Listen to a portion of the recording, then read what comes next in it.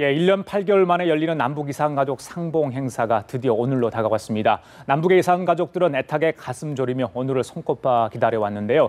이번 이산가족 상봉을 계기로 남북 관계에 훈풍이 불 수 있을지 주목됩니다. 오늘 이 시간 김은광 NK지식인연대 대표, 남광규 고려대 아시아문제연구소 교수와 함께 이산 상봉 행사를 포함한 남북 현안 짚어보도록 하겠습니다. 안녕하십니까? 네, 안녕하세요. 예. 자, 오늘 오후 3시 30분에 단체 상봉이 있습니다. 얼마나 지금 설레고 그럴까요? 네. 그런 기분 저희들은 모를 겁니다. 네. 슬프기도 하고 정말 어떤 감정을 억누를 수 없는 상황일 텐데 지금 이제 동해에서 남북 출입 사무소를 잠시 뒤에면 출발을 하게 됩니다. 그래서 금강산 원정각으로 들어가게 될 텐데 자, 먼저 우리 김 대표님 여쭤볼까요? 네. 자, 이번 1년 8개월 만에 남북 이산가족 상봉 행사가 이제 성사가 됐습니다. 물론 그렇죠. 여러 우여곡절이 그동안 많이 있었고요. 근데 결국에는 이제 성사가 됐고 잠시 후에 만나게 되는데 지난해 만났던 그런 행사 분위기는 좀 다르지 않습니까? 북한도 좀 정말 적극적으로 협조를 하는 것 같고요. 어떻게 보십니까? 네, 그렇죠. 오늘 정말 우리 국민 모두의 예. 그런 기대를 가지고 정상 열린다고 하니 참 정말 다행스럽고 예. 너무 이제 축하드리고 싶고요. 예. 다만 며칠 전까지만 해도 예. 사실 이 이산가족 상봉이 좀 위태위태했습니다. 또 북한은 또 사실 공개적으로 예. 이게 이산가족 상봉에 대해서 날아갈 수 있다고 하는 위협적인 것도 하고요. 특히 예. 그래서 박근혜 대통령께서 미국에 가서 이제 한미 공동성명을 했을 때 굉장히 비난했거든요. 예. 그러면서도 예. 그 기류에는 무엇인가 이산가족 상봉을 꼭 날래 보내지는 않을 것이다라는 기대가 있었죠. 예. 그리고 또 계속해서 이 상봉 행사 이후에 남북 간이 이제 고위급 회담을 포함해서 예. 지금 북한이 바라고 있는 것들이 있지 않습니까? 예. 이런 것들이 북한만 바라는 게 아니죠. 남북이 공히 바라는 그런 방향으로 좀 나갈 수 있다라고 하는 예. 이런 기대가 있기 때문에 그 첫 단추를 예. 떼는 것 같아가지고 예. 특히 오늘 행사를 이번 상봉 행사를 주목하게 됩니다. 예. 자, 남 교수님. 북한이 이렇게 정말 적극적으로 예전과 다른 모습을 비춰주는 이유, 또 뭔가 속셈이 있지 않을까 이런 생각을 해보는데 어떻게 저희들이 좀 분석할 수 있을까요? 네, 그렇죠. 아무래도 이제 우리가 8.25 남북 합의에 의해 가지고 이제 이산가족이 합의가 됐고 지금 이제 거의 다 진행이 됐기 때문에 예. 북한이 여기서 예. 어떤 이유를 들어가지고 이 이산가족 상봉을 무산시키게 되면은 그 모든 어떤 그 잘못은 북한 쪽으로 이제 기속이 되기 때문에 예. 북한도 상당히 부담이 될 수밖에 없는 것이지 그거 이전에 사실 북한은 이제 최근에 이제 북중 관계도 좀 다시 정상화를 지금 모색하고 있는 그런 상황이지 않습니까? 예. 그리고 이제 남북 대화도 일단은 이제 이산가족을 이제 북한 입장에서는 이산가족을 하는 것을 북한이 남한에게 주는 일종의 시혜라고 생각하거든요. 그래서 이렇게 한번 하고 나면은 예. 이후에 이제 속게 되어질 이제 남북 당국자 간의 회담이나 예. 접촉 이런 부분에 있어 가지고 북한이 이제 뭔가 요구할 수 있는 예. 어떤 그런 근거가 마련되어질 수 있는 것이죠. 그렇기 때문에 최근 박근혜 대통령이 한미 정상회담에 대해서 이제 비판적인 예. 반발을 하더라도 예. 일단 이산가족 상봉은 이산가족 상봉대로 하고 그리고 그 후에 이제 남북 대화나 이런 부분에 있어 가지고 예. 북한이 좀 요구하는 바를 이제 관철시키기 위한 예. 그런 어떤 의도가 좀 있을 것 같고요. 좀 또 전체적으로 지금 이제 동북아 국가들 사이에 뭔가 대화의 분위기가 모색되고 있기 때문에 이것 가지고 예. 문제 삼아서 대화 분위기를 좀 역행하기는 예. 북한도 어렵죠. 알겠습니다. 자, 오늘 20일부터 26일까지 두 차례에 걸쳐서 이제 만남이 이루어지게 되는데 자, 사실은 65년 세월을 어떻게 다 12시간의 만남 속에서 다 풀어낼 수 있겠습니까? 사실 너무 힘든 이야기인데 자, 만나지 못한 분들이 더 많다는 거 아니겠습니까? 지금 보시면요. 이산가족 신청자 수가 총 13만 409명입니다. 자, 이 중에 생존해 계신 분이 6만 3,921명이고요. 사망자가 6만 6,488명입니다. 아직 만날 분들이 너무 많습니다. 20년간 당국을 통해 상봉한 이산가족 수는 겨우 3,999명입니다. 비공식적으로 중국을 통해서 만난 분도 있는데 자, 이런 수치를 보면서 많은 생각을 하게 하거든요. 물론 이제 오늘이 이제 20차 이산가족 상봉 행사인데 지금 20차죠. 상봉 기간은 겨우 3일입니다. 그리고 상봉 횟수는 6번을 만나게고요. 총 상봉 시간은 12시간입니다. 자, 이런 모습 보면서 한숨이 나와요. 좀 어떻게 좀 해야 될 것 같습니까? 앞으로 이산가족 상봉 행사 여러 가지 방안들이 나옵니다만 김 대표님. 예, 이미 금년 이명박 정부 예. 이 정권에서는 사실 이 이산가족 상봉이 예. 거의나 이제 중단된 상태였다가 예. 우리 박근혜 정부에 들어서서 이번이 두 번째가 아닙니까? 근데 사실 두 정권, 새 정권이 들어서 북한하고 이산가족 상봉에 대해서 이야기할 때 예. 무려 금년 초만 해단 4시간이 걸쳐서 이 어떤 방식으로 이 상봉의 혜수를 누리고 사실상의 어떤 상봉을 많이 늘어나겠느냐에 대해서 남북이 공히 생각은 좀 서로 의견을 나눴던 것 같습니다. 그 4시간 동안에 나왔던 이야기들 중에서 북한이 뻔히 압니다. 어떤 걸 알고 있느냐. 이 횟수를 줄이기 위해서는 결국은 상봉 이 행사를 이렇게 정례화할 필요가 있다. 그러니까 상시화해야 된다는 거죠. 그 상시화하는 데는 지금 그 금강산에다가 이제 방문 시설들, 상봉 시설 다 꾸려놨기 때문에 아무런 문제가 없습니다. 다만 정책적으로 북한이 그런 의지가 있느냐 없냐 이런 문제고요. 그리고 또 뭐 이렇게 만나는 것도 좋겠지만 만나기 전에 서로 소식을 알려주고 생사를 확인할 수 있는 것 이것도 대단히 중요한 거거든요. 그러면 이제 우리가 편지를 한 장 받았을 때 또 사진을 받고 요즘 뭐 동영상이 있어가지고 별의별 거 다 받을 수 있는데 만나는 것 이상에 만나는 것보다 못하지만 하여튼 그 가까운 걸 느낄 수 있고요. 그리고 또 이제 화상 상봉도 상당히 괜찮은 겁니다.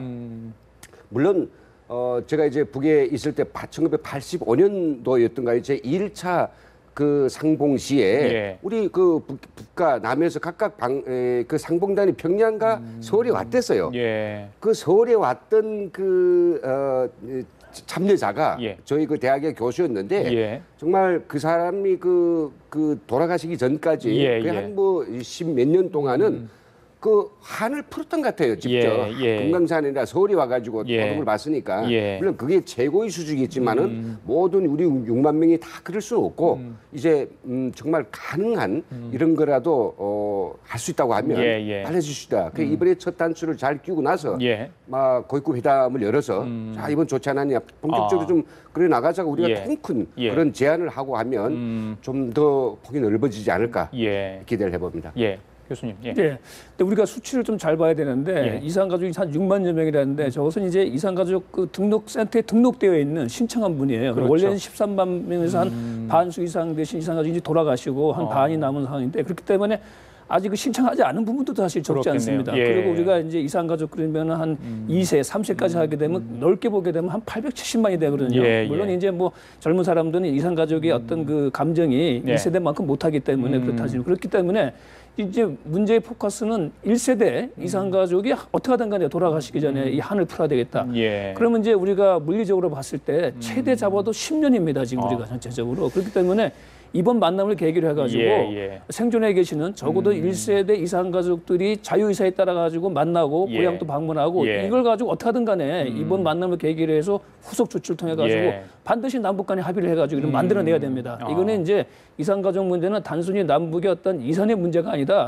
한마디로 이건 이제 어떤 보편적인 국제적 인권의 문제 아닙니까? 이게 사실 어찌 보면 이게 국제적인 세계적인 문제입니다. 이거는 또 그것이 시간이 또 허락이 되면 괜찮은데 지금 시간이 상당히 그 제한되어 있는 그런 상황 아닙니까?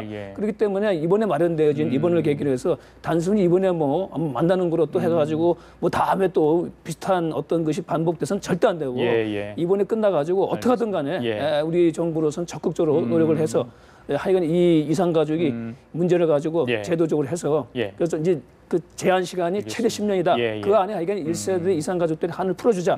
이 원칙하에 뭔가 새로운 이산가족과 관련되어진 것이 이제 이루어져야 되는 것이죠. 가족 형제가 하루만 집에 들어오지 않아도 얼마나 저희들이 마음 졸입니까? 65년 세월 정말 가슴 절절한 사연들을 다 담고 있을 텐데 오늘 많은 이야기를 좀 나눴으면 좋겠다는 생각 해보고요. 그리고 자 빠르면 다음 달 초에 당국 회담이 열릴 것 같습니다.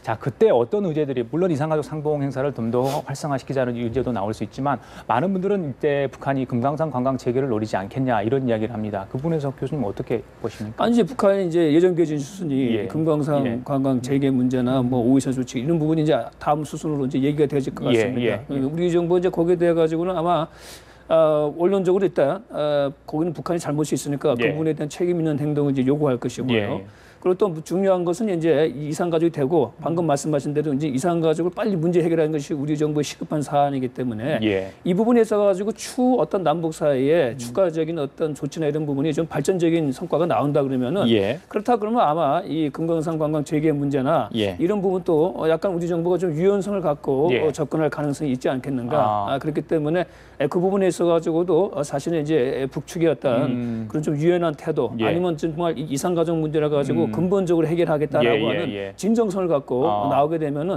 제가 생각했을 때는 뭐 금강산 관광 그 재개 문제는 이산가족 문제가 얼마만큼 이게 좀 제도적으로 이렇게 좀 제도화되어가지고 문제 어느 정도 근본적인 문제에 좀 해결에 가까워지느냐 이 정도에 따라 가지고 금강 관광 재개 문제도 어느 정도 좀 유연성을 갖고 우리 정부가 될 것 같은 그런 좀 생각이 듭니다. 그래요. 장거리 로켓을 발사하지 않다 보니까 이게 남북 관계가 좋아지지 않나 이렇게 이제 많은 분들이 기대를 하고 있는 상황인데, 자, 김 대표님, 그 지난번에 중국 루인산 상무위원이 열병식 참석하지 않았습니까? 그렇다 보니까 중국과 북한 관계가 좀 좋아지지 않냐. 그렇다 보니까 중국의 압박이라고 볼 수도 있고 눈치라고 볼 수도 있겠죠. 그렇다 보니까 북한이 굉장히 부담을 갖고 남북 관계를 대할 거다. 좀 관계가 좀 달라지지 않을까 이런 전망이 나오던데 그 부분 어떻게 보세요? 네, 우리가 일단은 뭐 피부로 느낄 수 있는 그 부분이 있습니다. 북중 관계가 아주 발빠르게 뭔가 과거에 좀 서먹서먹하고 냉랭한 분위기로부터 뭐 다시 혈맹을 강조하고 뭔가 가까워지는 걸 느끼고 있죠. 이런 것들의 그 기본적인 어떤 그 큰 흐름은 그 흐름은 뭐냐면 북한이 그 미사일 발사와 핵실험을 하지 않는 게 전제가 돼 있습니다. 이거에 대해서 중국은 정말 예전에는 그 암시적으로 이야기했지만 지금 아주 직설적이고 드러내놓고 딱 찍어서 이야기하고 있거든요. 특히 이번 그 당창건 뭐 10돌, 70돌 그 경축 행사에서도 이제 뭐 김정은이 핵이란 말을 이제 전혀 거론 안 했듯이 그런 건 뭐 중국 의식한 것이고요. 근데 다만 이 지금 현재 이제 그 상봉 행사 곧 뒤에 있게 될 우리 당국자 간 회담에서는 물론 그 여러 가지 우리한테 아주 이산가족 상봉을 극대화하고 그리고 남북 간에 지금 현재 그 전반적으로 세도되어 있는 분위기를 좀 주도적으로 열 수 있는 그런 분위기도 있고 그 분위기에 좀 안 좋은 면도 있습니다. 그리고 여기서 좋은 면은 뭐냐면 일단은 그 중국의 어떤 그런 입장에서 당장 이제 군사 도발이 당분간은 없을 것 같기 때문에 남북 간의 굳이 어떤 북한이 도발 때문에 이 지연되거나 어떤 그 영향을 받을 일이 없기 때문에 한동안 갈 수 있는 것 같은데 다만 이 5.24 조치가 아마 제일 그 처음 들어 또 오를 것이고 맞습니다. 그래서 이 5.24 조치를 지금 우리가 일방적으로 우리 정부는 확실하게 일방적으로 절대 우리가 그 먼저 그 일방적으로 포기하지 않는다는 것에 대해서 차차 강조했으니 그에 따르는 어떤 북한의 전향적인 어떤 자세 그 자세는 뭐겠습니까? 다른 것 말고라도 이 이산가족 문제. 지금 저희들이 화면을 보고 좀 설명을 해드려야 될 것 같습니다. 지금 이산가족 상봉단이 현대 아산에 적응한 버스를 30세대를 나눠 타고요. 북한 금강산 원정각으로 향하고 있는 모습 보고 계십니다. 저기 남북 출입 사무소를 벗어날 수 저희들이 카메라를 잡을 수가 없는 상황이어서 멀리 지금 카메라를 잡고 있는 모습인데, 자, 오늘 이제 아침 8시 38분에 버스를 타고 이렇게 출발을 했습니다. 속초 하나 콘도에서 출발을 했고요.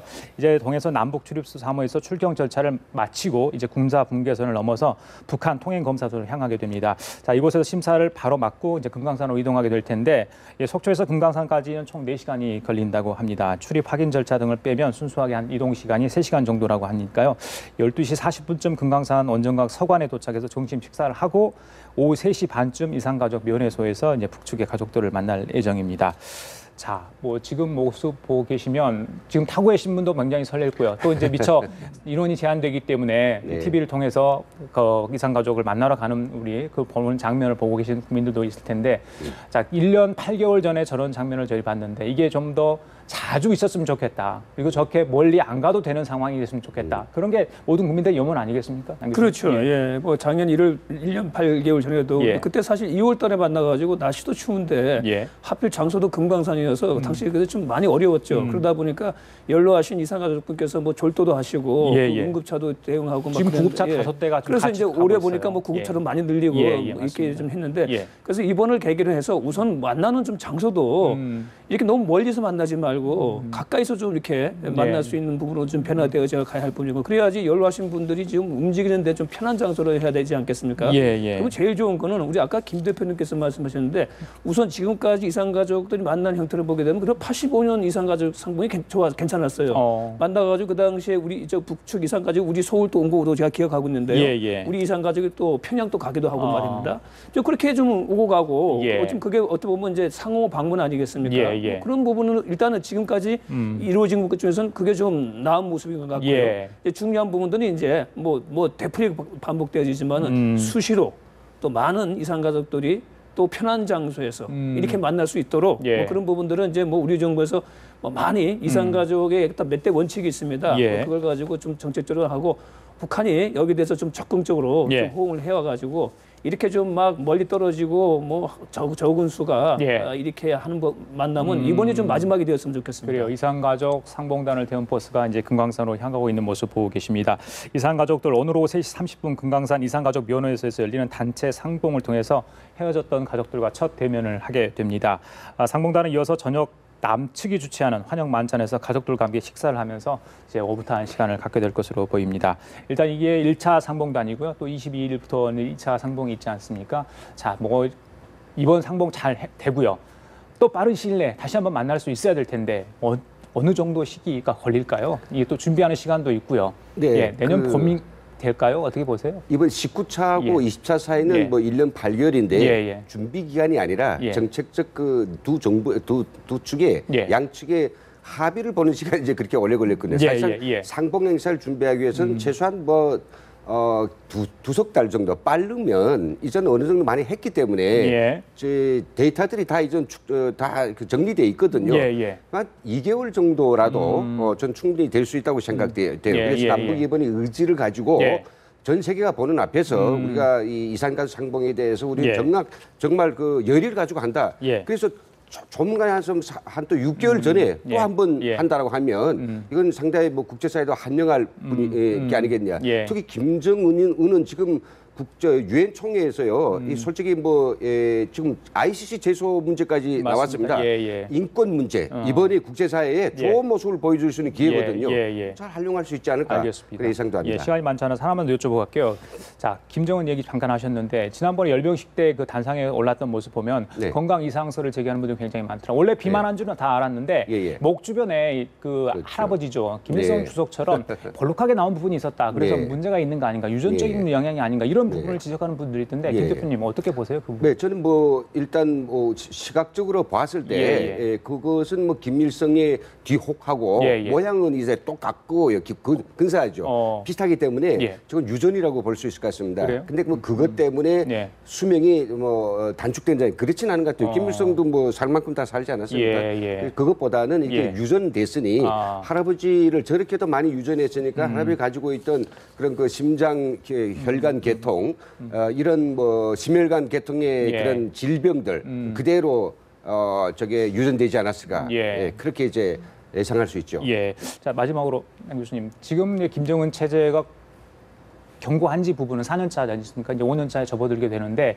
자, 어떻게 앞으로 한반도 문제, 특히 이제 이런 남북의 어떤 인간적인 어떤 인도적인 교류 문제 참 잘 풀어야 되지 않겠습니까? 그런데 이게 반대하는 세력도 있을 것 같아요. 어떻게 보십니까? 그거? 네, 그렇죠. 지금 이제 북한이 뭐 김정은 체제가 내부적으로는 이제 그동안 이제 공포 통치를 통해 가지고 이제 권력 기반을 확고히 잡았는데 예, 예. 그러나 이제 내용으로 보게 되면 여러 가지 이제 불안정성, 불확실성이 많죠. 그런데 더해서 최근 북한의 통치, 김정은의 통치에서 가장 큰 문제가 쉽게 말해서 이제 통치 자금이 이제 바닥이 났다는 부분입니다. 이 부분을 가지고 이제 앞으로 어떻게 해결하느냐.